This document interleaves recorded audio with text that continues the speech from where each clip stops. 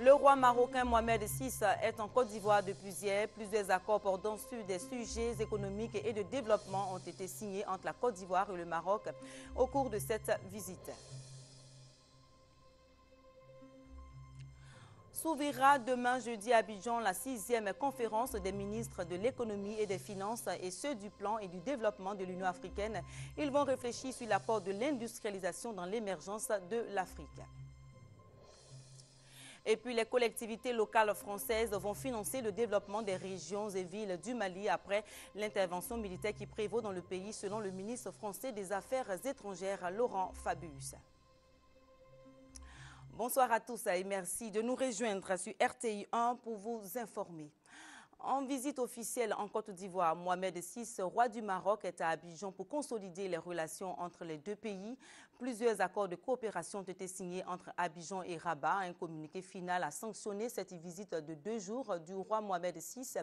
Il a été lu par le ministre des Affaires étrangères, Charles Kofi Dibi. Je vous propose de l'écouter dans ce reportage d'Aborassa. Ce communiqué final révèle la signature de 6 accords.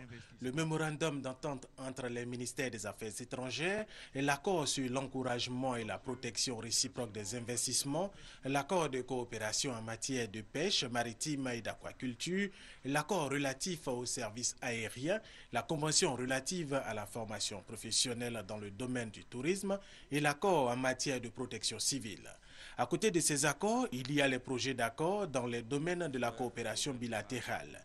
Selon le ministre d'État, ministre des Affaires étrangères Charles Kofi Dibi, le président ivoirien Alassane Ouattara et le roi du Maroc Mohamed VI ont salué l'évolution de la réconciliation en Côte d'Ivoire avant d'aborder les questions relatives aux échanges économiques, à la coopération policière directe et à la question du Sahara marocain.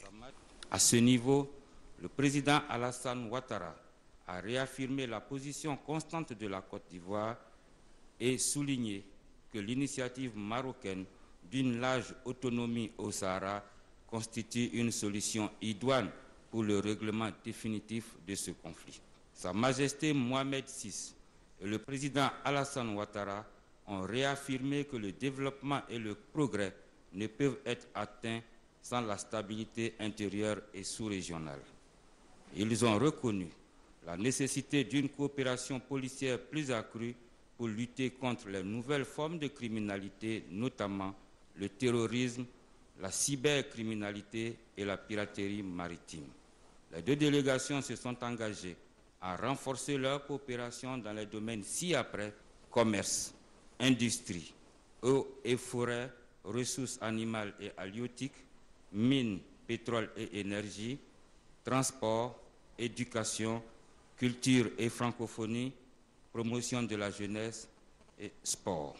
Au niveau de la coopération régionale et internationale, Sa Majesté Mohamed VI et le président Alassane Ouattara se sont réjouis du rôle positif joué par la CEDEAO dans le règlement des conflits en Afrique de l'Ouest. Au plan international, Sa Majesté Mohamed VI et le président Alassane Ouattara se sont félicités de leur convergence de vues sur les questions multilatérales et ont convenu d'harmoniser davantage leur politique au sein des instances internationales et des organisations régionales et sous-régionales.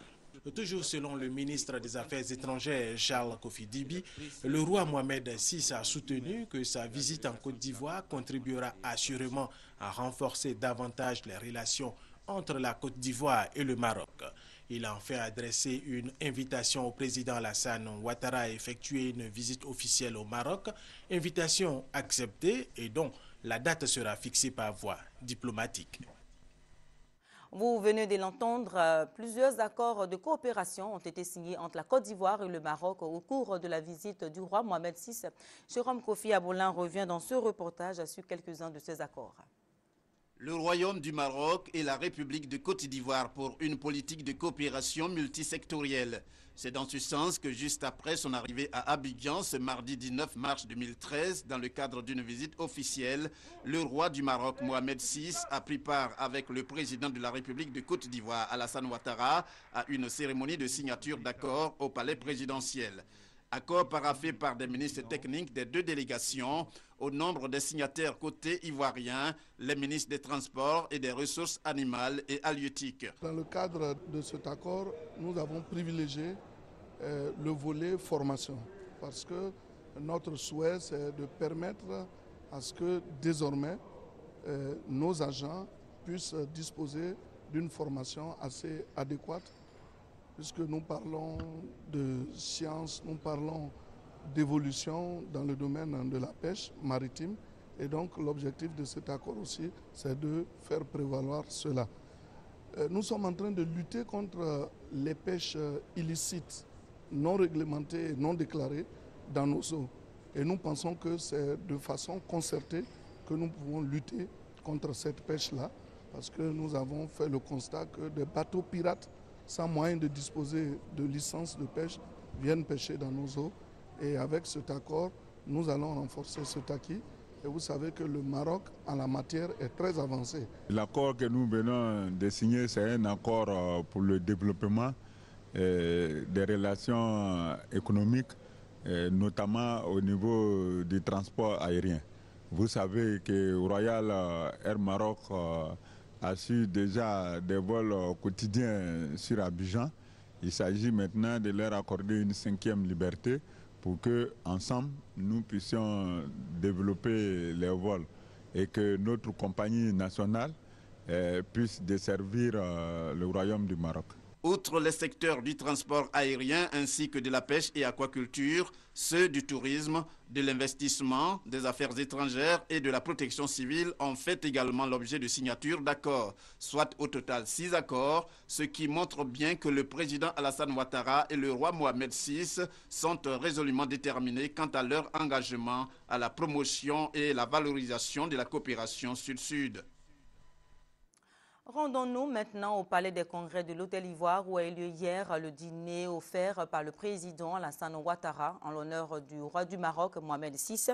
Un dîner marqué par le rappel des souvenirs des excellentes relations qui ont jadis lié les deux pays, un moment de rapprochement entre le Maroc et la Côte d'Ivoire. Viviane Haïma. Alassane Ouattara, Mohamed VI, deux dirigeants désireux de recréer à leur tour une amitié forte entre leurs deux pays. Au cours du dîner officiel offert mardi soir au Palais des Congrès de l'Hôtel Ivoire, en l'honneur du souverain marocain, le souvenir des pionniers du rapprochement entre les deux pays, le roi Hassan II et le président Houphouët-Boigny, a été évoqué à plusieurs reprises. Les deux dirigeants ont porté des toasts à une coopération accrue, tant au plan économique qu'au plan stratégique entre leurs deux pays. Le président de la République, Alassane Ouattara, a exprimé sa reconnaissance pour la participation du Maroc au contingent des forces de maintien de la paix de l'ONUCI. Sa contribution dans la lutte contre le terrorisme et la résolution de la crise au Mali. Et sur le plan éducatif, il a souligné la solidarité du Maroc à travers les nombreuses bourses d'études octroyées à des centaines de jeunes Ivoiriens. Le président de la République a aussi salué la participation de la communauté marocaine au développement économique et culturel de la Côte d'Ivoire, avec notamment la présence de grands groupes marocains dans plusieurs secteurs de l'économie ivoirienne. Banque, cimenterie, construction, etc. Il a souhaité un accroissement de l'investissement marocain en Côte d'Ivoire. Votre visite en Côte d'Ivoire restera gravée dans les annales de l'histoire de nos deux pays.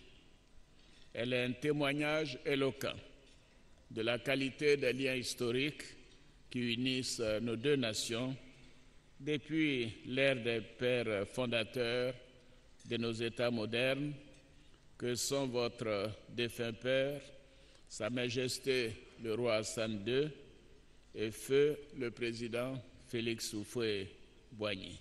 La communauté marocaine en Côte d'Ivoire, elle représente plus de 3000 personnes qui partagent le quotidien de leurs frères et sœurs ivoiriens. Elle participe également au développement économique, social et culturel de leur pays d'adoption. J'aimerais profiter de votre présence, Majesté, pour remercier tous nos frères et sœurs marocains et leur dire qu'ils sont chez eux en Côte d'Ivoire. La Côte d'Ivoire, qui a fait le choix de la paix, malgré le conflit post-électoral, est aujourd'hui en chantier. Notre ambition est de devenir un pays émergent à l'horizon 2020. Nous invitons donc le Royaume du Maroc et la communauté des affaires du Maroc à investir en Côte d'Ivoire afin d'accompagner notre pays sur la voie de la reconstruction et du développement durable. Le roi Mohamed VI a traduit de son côté l'affection et l'estime de son pays à l'endroit de la Côte d'Ivoire. Il a émis le souhait que le Maroc et la Côte d'Ivoire approfondissent sur des bases renouvelées la coopération qui les lie depuis de si longues années, coopération économique notamment. Mais il a aussi émis le vœu d'une coopération stratégique dans le but de veiller à la sécurité tant sous-régionale qu'au niveau du Maghreb arabe. Et sur ce chapitre, il a félicité le président de la République pour ses efforts pour promouvoir la paix en Afrique. C'est un immense plaisir de me retrouver parmi vous, en République de Côte d'Ivoire, cette grande nation à laquelle tous les Marocains portent des sentiments affectueux, de fraternité et de grande estime. La chaleur de l'accueil que vous-même, Monsieur le Président, votre gouvernement et votre peuple nous avez réservé illustre parfaitement la profondeur des liens qui unissent nos deux pays et le caractère spécifique de leurs relations. Il nous appartient aujourd'hui de préserver et d'entretenir les liens indissolubles qui nous unissent afin de magnifier, dans sa plus belle expression, la fraternité maroco-ivoirienne. Il est de notre devoir d'approfondir et d'élargir, sur des bases renouvelées, notre coopération pour relever les nouveaux défis et transformer notre cadre partenarial en réelles opportunités d'échange, de croissance et de progrès pour nos deux pays. Je relève avec satisfaction que depuis 2011, des institutions et groupes marocains s'installent et investissent dans votre pays, qui retrouve sous votre autorité les chemins d'une croissance soutenue. Je souhaite également approfondir avec vous notre concertation politique sur les questions fondamentales touchant à la sécurité et à la stabilité collective de nos deux sous-régions africaines aux intérêts stratégiques indissociables. Monsieur le Président, je me félicite vivement des efforts louables que vous ne cessez de consentir en faveur de la paix en Afrique de l'Ouest. Votre récente reconduction à la tête de la CEDEAO est un hommage mérité aux résultats probants qui permettent d'entrevoir aujourd'hui une sortie de crise au Mali frère. Côte d'Ivoire-Maroc, les alliances sont désormais renouvelées. Au programme de sa visite officielle en Côte d'Ivoire, les audiences accordées entre autres au président des institutions par le roi du Maroc. Il a échangé ce mercredi avec le président de l'Assemblée nationale, Guillaume Soro. On en parle avec Alvorassa. Le roi Mohamed VI et le président de l'Assemblée nationale, Guillaume Soro, sont revenus lors de cet entretien sur les relations d'amitié qui lient les deux personnalités depuis plusieurs années. Sa Majesté s'est tenue aux côtés de la Côte d'Ivoire au moment les plus difficiles depuis la crise post-électorale. Mais en ce qui me concerne, je crois que j'avais un devoir de gratitude envers Sa Majesté. Vous savez qu'au lendemain de l'attentat contre mon avion en 2007, le 29 juin, Sa Majesté non seulement m'a fait partir au Maroc, mais a accepté de former ma sécurité et a accepté donc de prendre des dispositions plus corsées pour ma sécurité personnelle. Et pour la jeunesse africaine, nous le considérons comme un modèle. En 10 ans, pour moi qui ai effectué une visite au Maroc, en 10 ans, le roi a transformé son pays. Le Maroc aujourd'hui est une nation, un État qui compte dans le monde. Avec l'autorisation du souverain marocain, les parlementaires ivoiriens et marocains vont renforcer leur coopération. Et pour rendre cette coopération effective, des visites de travail vont être effectuées les mois à venir par les députés ivoiriens et marocains dans les deux pays. Avant de rencontrer aujourd'hui Mohamed VI, le président de l'Assemblée nationale, Guillaume Soro, était en visite à Kinshasa, en République démocratique du Congo. Il y était pour prendre part à l'ouverture de la session parlementaire du mois de mars. Prenant la parole donc devant les députés congolais, Guillaume Soro a partagé sa vision du panafricanisme. Victorine Yaoyobwe. En route pour Kinshasa, Guillaume Soro s'est arrêté à Brazzaville où il a représenté le président Alassane Ouattara à la cérémonie commémorative du décès de la fille du président congolais Denis Sassou Nguesso. Le président Sassou Nguesso et son épouse, très réconfortés de cette marque de solidarité, ont exprimé leur reconnaissance au président Alassane Ouattara. C'est en compagnie d'une délégation de 6 députés ivoiriens que le président de l'Assemblée nationale est arrivé à Kinshasa, invité spécial de son homologue Aubin Minakou. Dans son discours à la Maison du Peuple, Guillaume Soro a plaidé pour un panafricanisme responsable dans lequel le continent ne se refermerait pas sur lui-même, mais s'ouvrirait plutôt au monde. Dans cette optique, le président de l'Assemblée nationale de Côte d'Ivoire a dénoncé certaines interprétations de la crise post-électorale. Pour faire vite, disons que les fichiers électoraux ont été validés et la proclamation des résultats du premier tour sereinement accepté par tous, sans exclusion. Comment se fait-il, dès lors, que juste quelques jours après, qu'il en ait été autrement, lors de la proclamation des résultats du second tour, il n'y a qu'une explication possible. C'est que le président sortant n'a pas accepté sa défaite et c'est pourquoi on ne peut que s'interroger et s'inquiéter du soutien que l'ancien président a pu recevoir de la part d'une certaine presse, de certaines chancelleries et de certains Africains au nom d'un pseudo-panafricanisme. La délégation ivoirienne a été reçue successivement par le président de l'Assemblée nationale congolaise, Aubin Minakou, et celui du Sénat, Kendowa Dondo. Le chef du gouvernement ivoirien, Daniel Kablan-Duncan, a regagné Abidjan ce mercredi. Il est de retour de l'Inde où il a pris part au 9e conclave d'affaires Inde-Afrique, une mission qui lui aura permis de signer un accord de mise en place d'un conseil indo-ivoirien pour développer des affaires et favoriser les relations économiques et commerciales entre les deux pays en ce qui concerne le secteur privé. Demain, à Abidjan, s'ouvrira la 6e réunion conjointe des ministres de l'économie et des finances de l'Union africaine et des ministres africains en charge de la planification et du développement économique de la Commission économique des Nations unies pour l'Afrique. L'industrialisation au service de l'émergence de l'Afrique, c'est le thème de cette conférence conjointe. Des précisions avec David Mobio. Les travaux de cette 6e conférence consacrée au rôle de l'industrie dans l'émergence économique en Afrique ont été préparés récemment à Dakar, au Sénégal, au cours du 3e congrès des économistes africains. Ces spécialistes des questions économiques se sont entendus sur l'essentiel, à savoir proposer une politique industrielle aux décideurs africains pour les 50 prochaines années.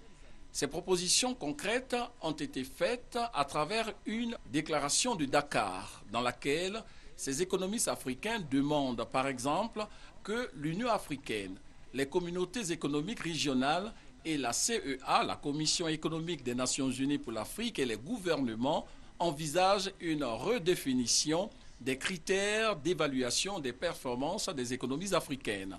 Pour ces Africains spécialistes en économie, les principaux enjeux se situent au niveau du secteur manufacturier, au niveau également des capacités productives qui constituent le moteur de l'efficacité, de la performance et de la compétitivité.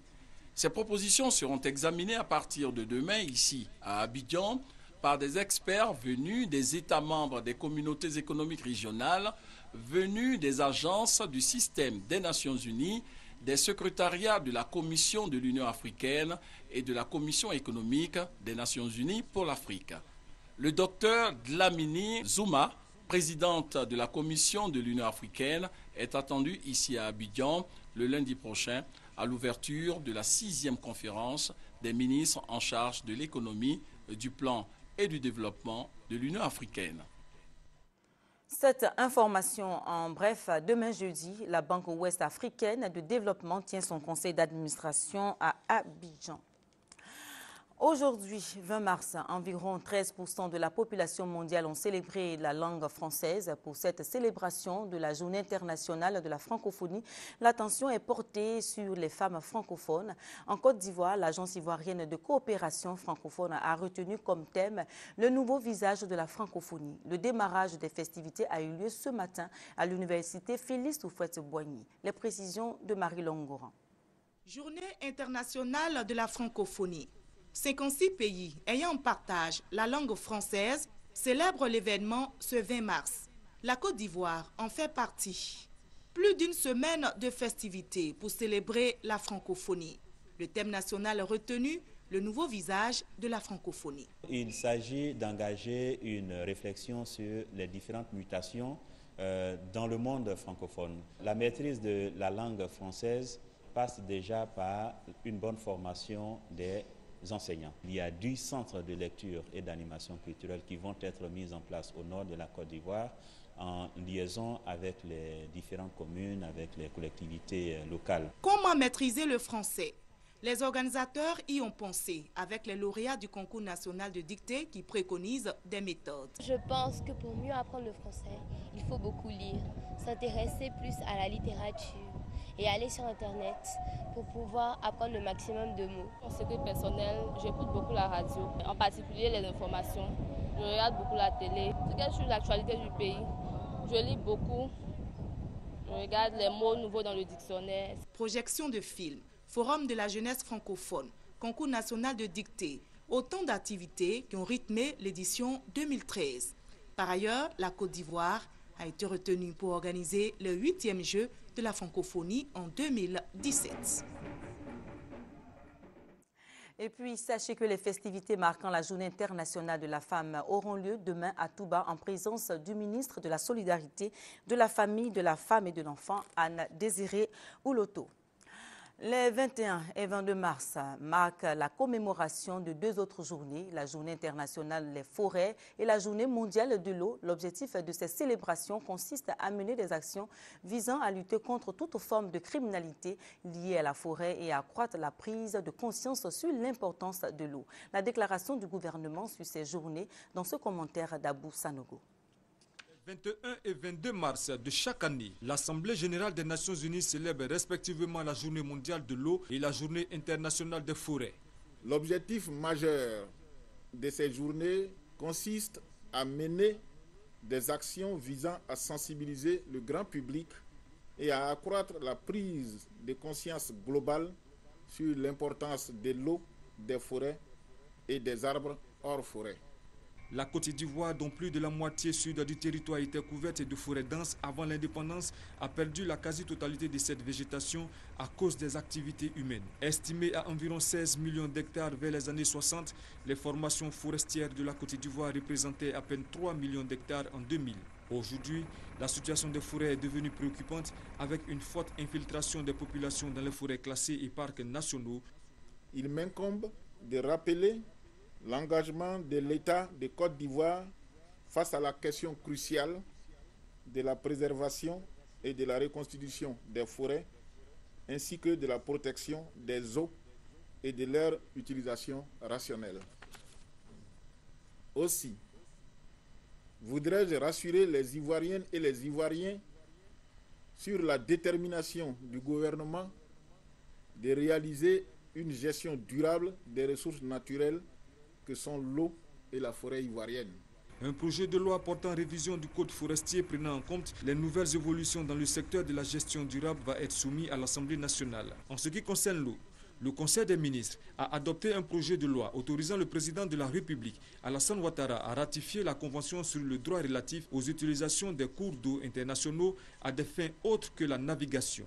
Des dispositions seront prises pour sécuriser les forêts classées et les parcs nationaux afin de permettre à ces zones de jouer pleinement le rôle écologique qui leur est assigné. Parallèlement, un programme ambitieux de reboisement et de réhabilitation des forêts va être mis en œuvre. La Journée internationale des forêts et la Journée mondiale de l'eau sont une invitation de la communauté mondiale à chaque pays à réfléchir sur la gestion de sa forêt et ses ressources en eau. Près de 300 000 personnes en Côte d'Ivoire sont touchées par le glaucome, une maladie qui atteint les yeux. La pathologie a été au centre du congrès des ophtalmologues de l'Afrique de l'Ouest. Les travaux se sont déroulés ici à Abidjan et ont porté sur la prise en charge de la maladie. Victorine Yaoyobwe. Elle est comédienne et conteuse. Amoué s'est révélée au grand public grâce à la série Ma famille. La vie de cet artiste a basculé un jour de novembre à cause du glaucome. J'ai été réveillée par une forte migraine qui traversait la tête jusqu'aux yeux. Ça me faisait tellement mal que je me suis rendue à l'hôpital. Il a fait des examens et puis voilà, il a dit que je souffrais du glaucome. C'est la vue qui a considérablement baissé. Je n'arrive plus à lire. Ce n'est pas écrit que je vais pouvoir le faire. Me déplacer est difficile parce que tout me semble creux. Quand je marche, je pense que je tombe dans des trous. Le glaucome est incurable. On ne peut par contre arrêter sa progression si la maladie est découverte assez tôt. Mais faute de moyens, Amoué n'a pas pu suivre le traitement. 90 000 francs l'ordonnance et les champs visuels y compris chaque mois. Mais là, c'est pas mince. Comme Amoué, près de 300 000 personnes sont affectées par le glaucome en Côte d'Ivoire. Le seul moyen de sauver la vue de ces personnes, c'est le diagnostic précoce et la baisse du coût du traitement. Et surtout, les spécialistes présents au 9e congrès des ophtalmologues de l'Afrique de l'Ouest, qui s'est tenu ici à Abidjan, conseillent aux populations de se rendre chez le médecin en cas de problème d'yeux. Dans l'actualité africaine, la France a réaffirmé son soutien au Mali. Le ministre français des Affaires étrangères, Laurent Fabius, a annoncé hier la création d'un fonds d'aide financé par les collectivités locales françaises avec pour mission d'aider le Mali à gagner la paix après l'intervention militaire contre les groupes terroristes armés. Reportage. 6 mois pour réussir la paix et la reconstruction du Mali, tel est le défi que se sont lancés les collectivités locales maliennes et françaises réunies mardi à Lyon. Une ville qui entretient depuis 30 ans une coopération avec Tombouctou. Près de 200 communes maliennes sont jumelées ou travaillent régulièrement avec des villes françaises. Même durant la crise, cette coopération s'est le plus souvent poursuivie. Les collectivités locales françaises, en réalité, sont nos partenaires de longue date. Et ces collectivités ne nous ont jamais quittés. Pendant la crise, elles étaient là à nous soutenir. On échangeait, on venait ici en France, ils partaient à Bamako pour ceux qui peuvent aller à Bamako. Depuis des décennies, les villes et les régions françaises partagent leurs compétences en matière d'accès à l'eau et à la santé avec leurs homologues maliennes. Elles sont donc aujourd'hui bien placées pour aider à rétablir rapidement les services de base systématiquement détruits par les djihadistes avant leur départ. Nous pouvons aider nos collègues des collectivités locales maliennes, notamment sur les services de base. C'est essentiel, c'est-à-dire l'eau, l'assainissement, la santé, l'état civil. Si on veut des élections, dans quelques mois, encore faut-il avoir un état civil propre, une liste électorale propre. Les ministres français et maliens des Affaires étrangères qui ont rejoint la conférence dans l'après-midi ont insisté sur l'élection en juillet d'un gouvernement légitime. Une condition présentée comme absolument nécessaire à la réconciliation du pays et à la reprise de l'aide internationale. Au Mali, tous ensemble, nous sommes en train de gagner la guerre et qu'il nous faut maintenant, tous ensemble aussi, gagner la paix grâce à la transition politique et au développement. Une grande conférence internationale des donateurs se tiendra le 15 mai à Bruxelles. Elle réunira tous les acteurs de la reconstruction du Mali afin de dégager les moyens financiers nécessaires à l'organisation des élections et à la relance de l'économie malienne. Le président américain Barack Obama est arrivé aujourd'hui à Tel Aviv pour sa première visite officielle en Israël. Un voyage de 3 jours dominé par la crise nucléaire iranienne et les négociations de paix israélo-palestinienne. Reportage. Il est un peu plus de midi ce mercredi lorsque l'avion de Barack Obama atterrit sur l'aéroport Ben Gourion. C'est sa première visite en Israël en tant que chef d'État et son premier voyage à l'étranger depuis sa réélection. Le sourire est un brin crispé. Le président américain sait que ces 3 jours ici ne seront pas de trop pour redorer son image. Perçu comme le plus pro-palestinien des présidents américains, il lui faudra convaincre. À commencer par le Premier ministre israélien Benjamin Netanyahou. Les 2 hommes ne s'aiment pas. Dans cette région, le vent du changement apporte à la fois des promesses et des périls. Alors, je vois cette visite comme une occasion de réaffirmer le lien indissoluble entre nos nations et l'engagement sans faille de l'Amérique pour la sécurité d'Israël. Première visite, la batterie du système antimissile Dôme de fer que les États-Unis ont largement financé. Une visite symbolique comme celle que le président américain a prévu de multiplier, à défaut d'autre chose. Car dans ses bagages, aucun plan de paix, la Maison-Blanche avait prévenu depuis longtemps. Barack Obama vient ici pour écouter Israéliens et Palestiniens. Il se rendra dans les territoires, mais là aussi, il faudra convaincre, car les Palestiniens ont perdu leurs illusions sur les capacités de Washington à faire pression sur Israël. Un voyage à haut risque donc, où l'on parlera aussi beaucoup de l'Iran.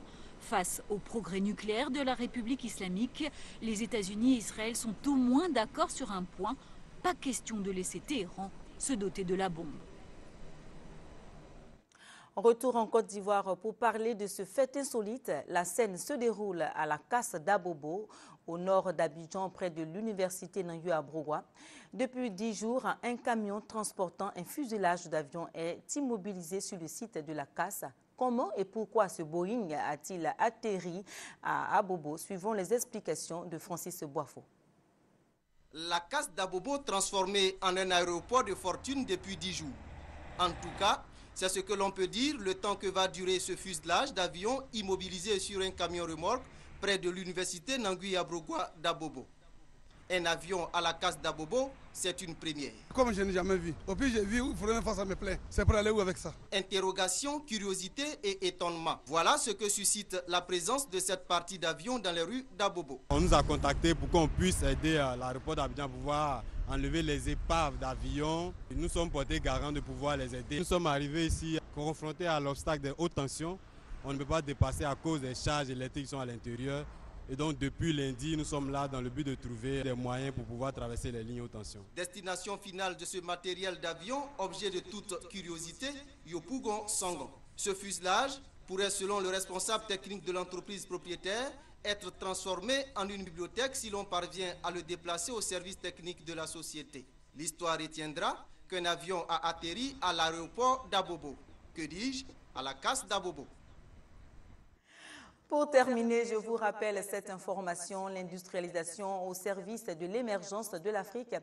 Tel est le thème de la 6e réunion conjointe de la conférence des ministres de l'économie et des finances de l'Union africaine et de la conférence des ministres africains de la planification et du développement économique et de la Commission économique des Nations unies pour l'Afrique. La rencontre s'ouvre demain dans la capitale économique ivoirienne à Abidjan. Et voilà, c'est la fin de ce journal. Merci de l'avoir suivi et restez avec nous sur RTI 1.